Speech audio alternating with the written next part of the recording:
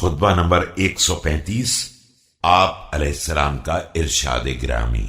جب آپ علیہ السلام کے اور عثمان رضی اللہ تعالی عنہ کے درمیان اختلاف پیدا ہوا اور مغیرہ ابن اخنس نے عثمان رضی اللہ تعالی عنہ سے کہا کہ میں ان کا کام تمام کر سکتا ہوں، تو آپ علیہ السلام نے فرمایا بسم اللہ الرحمن الرحیم۔ يا ابن اللعين الأبتر والشجرة التي لا أصل لها ولا فرع أنت تكفيني فوالله ما أعز الله من أنت ناصره۔ اے بد نسل ملعون کے بچے اور اس درخت کے پھل جس کی نہ کوئی اصل ہے اور نہ فرع، تو میرے لیے کافی ہو جائے گا۔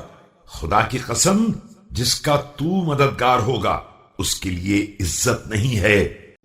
ولا قام من أنت منهض اخرج عنا أبعد الله نواك ثم ابلغ جهدك فلا أبقى الله عليك إن أبقيت۔